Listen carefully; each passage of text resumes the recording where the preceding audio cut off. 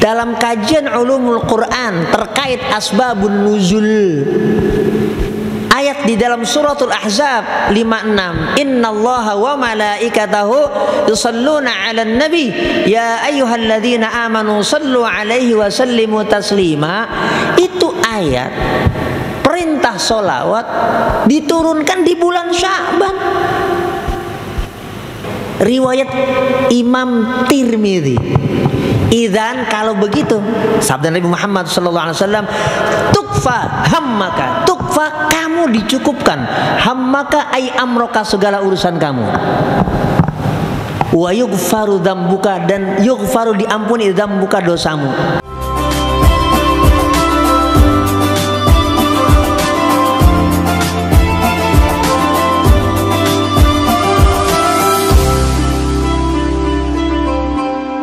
Nah sekarang kita udah ada di bulan Sya'ban, mulia juga itu bulan Sya'ban. Sekarang nih, ini masuk tanggal berapa ini bulan Sya'ban ini? Sebenarnya udah masuk puasa juga ini Sya'ban. Cuma sunnah Rasulullah Sallallahu Alaihi Wasallam, enggak wajib, sunnah. Tapi muakkadah. Kenapa? Tidak sebatas Rasulullah Sallallahu Alaihi Wasallam ucapkan, tapi beliau juga mempraktekkan. Bahkan Rasulullah tuh hampir penuh kalau masuk Sya'ban puasa, hanya 1-2 hari beliau berbuka. Dan sahabat kemudian tahu. Kenapa? Karena menjadi keseharian Rasulullah Sallallahu Alaihi Wasallam. Sampai seorang sahabat namanya Usamah bin Zaid bin Haritha yang 17 tahun sudah diangkat menjadi komandan tempur. Anak buahnya Sayyidina Abu Bakar, Sayyidina Umar, Sayyidina Utsman, dan sahabat-sahabat yang dikatakan anggaplah senior. Itu anak buahnya, komandannya, remaja usia 17 tahun. Namanya Usamah bin Zaid, meriwayatkan tentang ini puasa Sya'ban Rasulullah Sallallahu Alaihi Wasallam. Dalam hadis riwayat Imam Nasai, dalam Sunan Nasai, Al-Mujtaba namanya. Imam Nasai semuanya, bukan buat Faisal doang. Buat kita semuanya. Imam Nasai itu punya kitab hadis 2, satu ringkas. Itu yang kita kenal dengan Sunan Nasai. Ya, jadi kalau orang nyebut Sunan Nasai maksudnya Al-Mujtaba, yang sifatnya ringkas. Ya. Itu 1 dari 6 kitab hadis riwayat Imam Nasai. Tapi Imam Nasai punya kitab namanya Sunan juga, namanya As-Sunanul Kubra. Di samping Imam Baihaqi, Imam Nasai itu punya kitab hadis besar, jumlahnya juga ribuan, lebih dari 4 dan lebih dari 5.000. Namanya As-Sunanul Kubra. Tapi ini riwayat Imam Nasai dalam kitab namanya Al-Mujtaba, yang kita kenal dengan Sunan Nasai, 1 dari 6 kitab hadis yang menjadi rujukan utama. Ini Usamah bin Zaid tanya kepada Rasulullah Sallallahu Alaihi Wasallam, ya Rasulullah, lam araka tasumu syahran minasyuhuri ma tasumu min Sya'bana. Ya Rasulullah, aku tidak melihat engkau begitu banyak berpuasa seperti yang aku tahu engkau banyak berpuasa di bulan Sya'ban. Maksudnya apa ya Rasulullah? Kenapa kok engkau banyak berpuasa di bulan Sya'ban? Padahal kan enggak wajib. Tapi engkau kok sudah banyak berpuasa di bulan Sya'ban, di mana kita sekarang berada ini malam ini.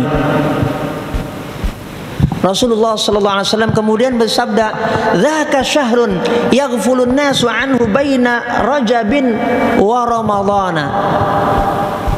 Ini bulan Sya'ban, maksudnya bulan yaghfulun nasu, di mana banyak orang lalai.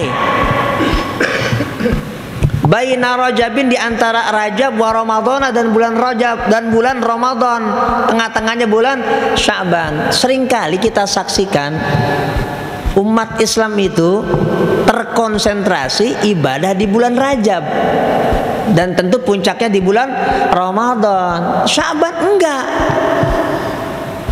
Apalagi menjelang Ramadan, menjelang hari raya Idul Fitri, mungkin konsentrasi kita sifatnya fisik. Oh, besok ini buka pakai apa, sahur pakai apa, ntar pulang kampung gimana, mudik, baju lebaran bagaimana, dan lain-lain sebagainya. Persiapan yang sifatnya fisik. Nah, persiapan yang iman, yang sifatnya rohani, amal soleh mana? Makanya Rasulullah SAW memotivasi sekaligus mencontohkan dan melakukan. Beliau berpuasa.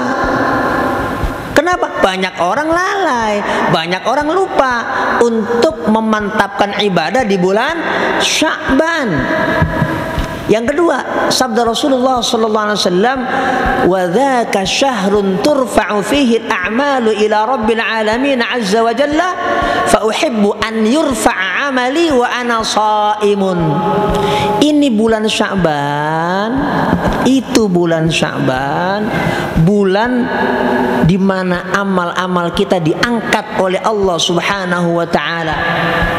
Maka aku senang ketika amalku di bulan ini diangkat kepada Allah Subhanahu wa taala. Aku berpuasa. Apa kita nggak malu dengan Rasulullah SAW? Emang Nabi amalnya ada yang minus apa? Kan mustahil. Pemuda inna fatahna laka fatham mubina liyaghfira lakallahu ma taqaddama min dzambika wa ma ta'akhkhar wa yutimma ni'matahu 'alaika wa yahdiyaka shiratam mustaqima. Itu pun harus kita berikan penjelasan. Jika Allah berikan liyaghfira lakallahu, bukan berarti Nabi tadinya punya dosa, bukan. Nabi itu maksum, terpelihara dari segala dosa. Maksudnya ini dorongan buat kita semuanya. Seperti ada yang tanya dengan saya, karena nanti akan saya menjelaskan tentang sholawat. Emang Rasulullah butuh sholawat? Ya Allah, salli ala Sayyidina Muhammad. Atau kalau kita nggak mau Sayyidina, ala Muhammad. Bukan itu. Semua pakar tafsir, pakar hadis, para ulama memberikan penjelasan kalau sholawat buat Rasulullah SAW maknanya rahmat Allah.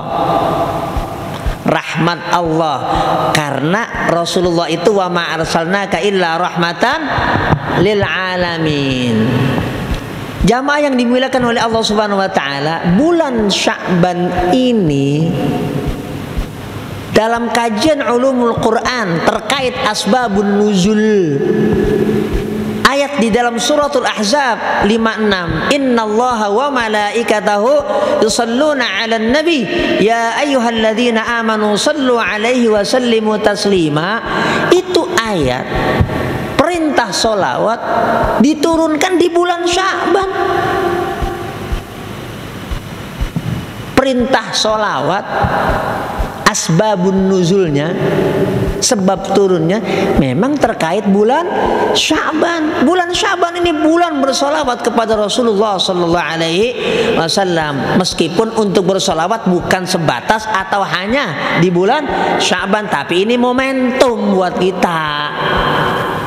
Untuk apa? Mengingat diri kita, kita harus kudu banyak bersolawat kepada Rasulullah Sallallahu Alaihi Wasallam bulan Sya'ban. Nah, kita kan umat Nabi Muhammad Sallallahu Alaihi Wasallam. Sampai sering saya sampaikan, urusan solawat itu ada dialog antara Rasulullah Sallallahu Alaihi Wasallam dengan sahabat Ubay bin Ka'ab. Ubay bin Ka'ab ini sahabat gelarnya Sayyidul Qurra, pemimpin para ahli qiraat, pemimpin para ahli baca Quran dengan 7 qiraat, bahkan 10 qiraat atau al-ashrah al-mutawatirah sampai Rasulullah Sallallahu Alaihi Wasallam. Ini sahih riwayat Imam Tirmidzi. Ya Rasulullah, kata Ubay bin Ka'ab, kama ja'alu laka salati. Saya seberapa banyak bersolawat kepada engkau ya Rasulullah? ar-rubu'ah, seperempat. Nabi SAW merespon dengan baik tentang pertanyaan dari sahabat Ubay bin Ka'ab radhiyallahu anhu. Tapi Rasulullah SAW memberikan imbuhan, fa in zidta fahuwa khairun laka. Kalau kamu tambah lebih cakep lagi. Nabi kemudian ditanya lagi sama sahabat Ubay bin Ka'ab, fanisfa ya Rasulullah, setengah waktu saya dalam durasi 24 jam saya ingin selalu bersalawat kepada engkau ya Rasulullah. Itu aja Nabi masih bilang fa in zidta fahuwa khairun laka. Kalau kamu tambah cakapan lagi tuh, kalau bahasa orang Betawi. Naik lagi fasulutsani ya Rasulullah, 2/3 ya Rasulullah, 2/3 waktu dari 24 jam saya mau selalu bersalawat kepada engkau. Nabi itu masih naik. Fa in zidda fa wa khairun laka. Kalau kamu tambah lebih cakep lagi. Lah 2/3 dari 24 jam berapa? Berapa jam? Berapa?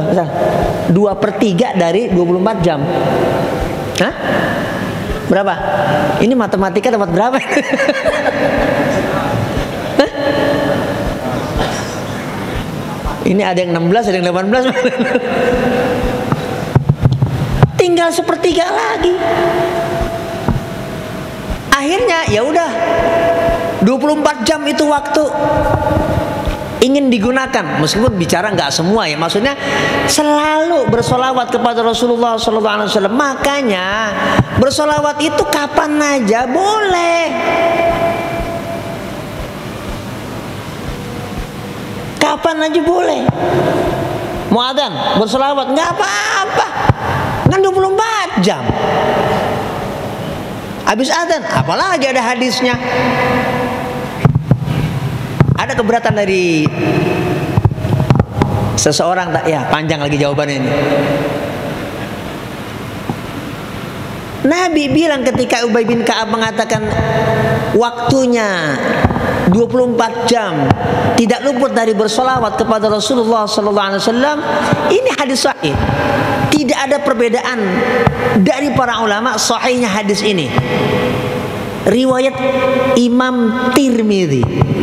Idzan kalau begitu, sabda Nabi Muhammad SAW, tukfa hammaka, tukfa kamu dicukupkan, hammaka ay amroka segala urusan kamu, wa yughfaru dzambuka dan yughfaru diampuni dzambuka dosamu. Dengan apa? Barokah bersolawat kepada Rasulullah SAW. Urusan kita semuanya dicukupin ma Allah Subhanahu wa Ta'ala. Jadi kalau urusan semuanya pengen dicukupin, rezeki kah, urusan yang jelimet kah, apapun urusannya, itu salah satu solusinya adalah memperbanyak solawat kepada Rasulullah SAW. Nabi yang ngomong kok, idzan tukfa hammaka. Kalau begitu kamu akan dicukupi segala urusan kamu. Hai Ubay bin Ka'ab, kenapa? Kamu banyak bersolawat kepadaku, kepada Rasulullah SAW. Tentu masih banyak lagi aspek terkait Rajab, terkait Isra Mi'raj, terkait bulan Sya'ban. Namun yang sekelumit ini mudah-mudahan ya ada manfaatnya, jadi motivasi buat saya lah utamanya, dan buat kita, mudah-mudahan kita selalu diberikan nikmat rahmat keberkahan oleh Allah Subhanahu wa Ta'ala. Al-Fatihah.